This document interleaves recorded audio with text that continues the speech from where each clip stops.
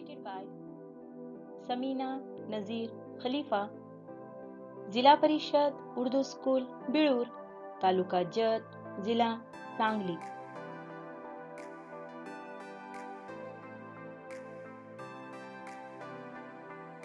उर्दू बाल भारती दूसरी जमात,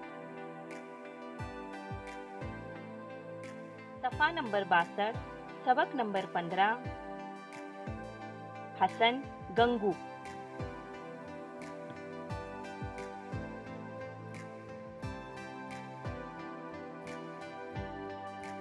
बहुत दिनों पहले की बात है. दिल्ली में गंगू नाम का एक ब्राह्मण रहता था.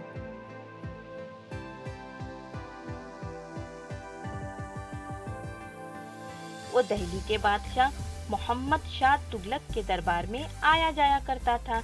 बादशाह और इसके दरबारी गंगू की बड़ी इज्जत करते थे.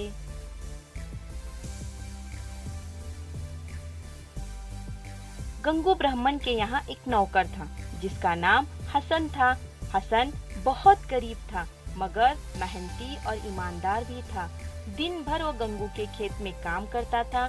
उसको जो कुछ तनख्वाह मिलती उसी पर उसकी गुजर बसर होती थी.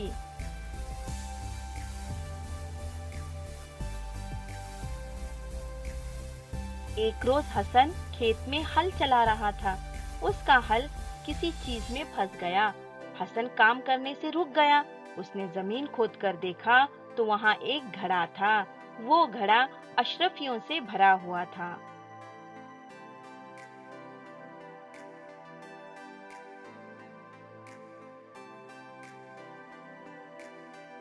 इतना बड़ा खजाना पाकर हसन को बेहद खुशी हुई, मगर इसे ख्याल आया कि ये खजाना तो गंगू के खेत में मिला है. गंगू ही उसका हकदार है. वो अशरफियों का घड़ा लेकर गंगू के पास पहुंचा. उसने गंगू को सारा हाल सुनाया. वो हसन की दयानतदारी से बहुत खुश हुआ.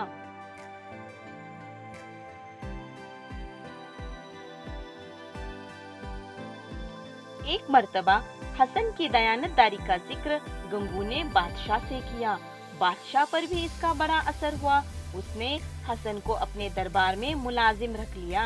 दरबार में भी वो बहुत मेहनत और ईमानदारी से काम करता रहा.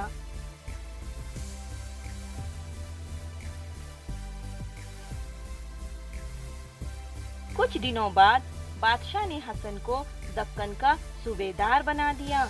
दक्कन में उसने लोगों के फायदे के बहुत से काम किए. रियाया उससे बहुत खुश थी.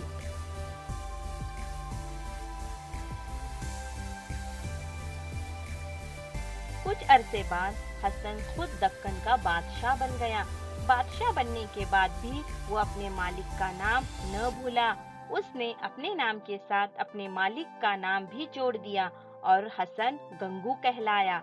इतना जमाना गुजरने पर भी उसकी वफादारी और दयानतदारी लोगों को याद है.